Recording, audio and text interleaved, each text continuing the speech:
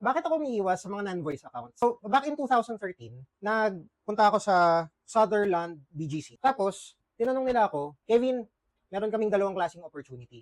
Gusto mo ba ng non-voice account o ng voice account? Alam mo ba yung difference ng voice account sa non-voice account? Sabi ko, syempre, oo. Pero English yung sagot ko. So, non-voice accounts are usually email and chat support, and voice accounts are customer service over the phone. So, tinanong ko sa kanya, ano ba yung difference ng voice account at non-voice account sa inyo? Tapos ang sabi niya sa akin, well, ito yung kailangan mo malaman tungkol sa voice at sa non-voice account. Ang ino-offer namin para sa non-voice ay 13,000 per month. Pag non-voice, 13,000 per month. Tapos, sabi ko, pag voice, magkano? Sabi niya, yung offer nila sa voice, 21,000 per month. So, medyo mataas. Mas mataas yung voice kaysa dun sa non-voice. Tapos sabi ko, bakit ganun? Mas mahirap ba yung voice at yung non-voice?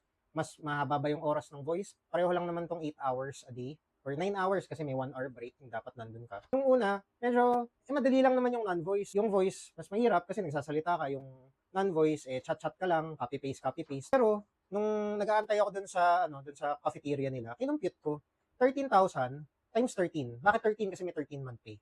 So, yung 12 months plus yung 13th month pay, 169,000 a year. So, every year, 169,000. Tapos, kinumpute ko naman yung sa voice, yung 21,000 per month times 13, malabas 273,000 a year. So, ang laki ng diferensya ng voice dun sa non-voice. Almost doble. So, nung naisip ko yun, sabi ko, ang laki pala ng diferensya, voice at non-voice. So, pag tinatamad ako, gusto mag-chat, ito lang yung kikitain ko.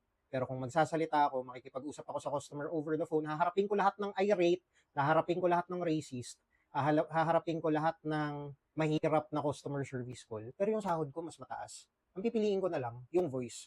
Kasi, isipin mo 8 hours a day. So, tandaan mo yung work sa BPO, marami dito night shift, marami stressful, maraming inconvenient. So, kung mag-e-effort lang din naman ako pumasok mula Parañaque hanggang Makati or BGC, mas pipiliin ko na yung mas mataas na sahod. So, sana makatulong to sa pag-decide mo kung gusto mo ng voice or non-voice bukas ulit.